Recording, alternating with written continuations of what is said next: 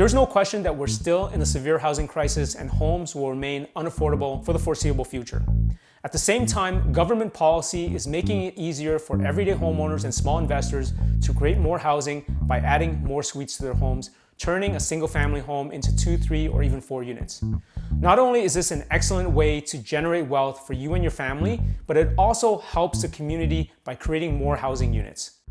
This is the first of 6 videos where we want to introduce what we call the maximum suite strategy, which explores 6 components to implement this strategy in your own investment journey. These 6 components can be broken down into our handy W.E.A.L.T.H formula, which is an acronym that happens to spell out wealth. What are the chances of that? So let's dive right in.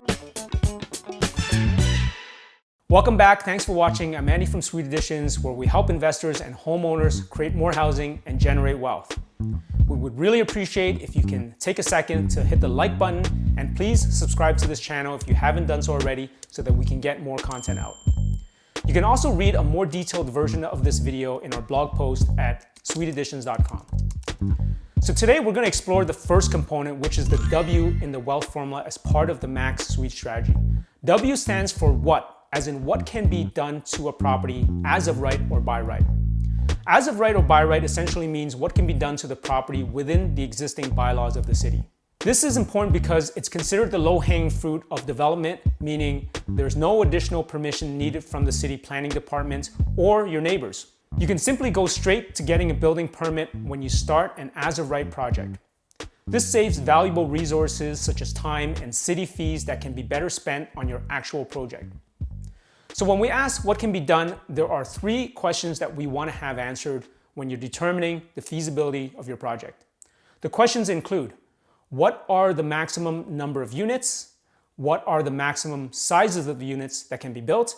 And what are the parking requirements? To answer these questions, it's important to first be able to identify the zoning code of your property. This can be done by visiting a city's interactive zoning map, and this is typically found simply by Googling the city name and interactive zoning map, and you should be able to pull up a link to the map. You can search the address in question and can then find the zoning on a property. For example, here's an address I'm searching for in the city of Kitchener, Ontario. This property is in the R2 zone. Next, you want to be able to pull up the zoning bylaw document for the city in question, where you can find out what can be built. Within this document, we can match up the zoning code and typically be able to determine what can be built here. In most cases, this bylaw document will help us answer the questions, what are the maximum number of units? What are the maximum sizes of units that can be built? And what are the parking requirements? So give this a try for a city that you have an interest in. This process is very similar for most cities and towns across Canada and the US. What can be done in terms of the number of units, sizes, and parking are important questions to ask before beginning any project, and is especially important if these are part of your criteria for purchasing a property. Being able to answer these questions early on when you're looking at a property allows you to be able to run an effective analysis to determine the feasibility and profitability of a project. There are a lot of opportunities right now to convert single-family homes to potentially up to 4 units, but these opportunities may be reduced in the coming several years as more people are made aware of this strategy. Understanding what can be done is the first component of the wealth formula within the max suite strategy.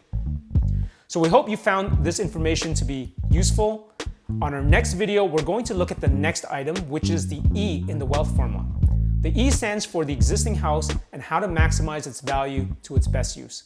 The existing house within a property is an incredibly important part of the max suite strategy, and we'll dive into that in part 2, so stay tuned. In the meantime, take advantage of these free resources for your city or town by using their interactive zoning maps and zoning bylaw documents. This is super valuable information that will give you a competitive advantage. Thanks again for watching, and we'll see you in the next video. To learn more about the max suite strategy, download our free guides at suiteadditions.com and get started.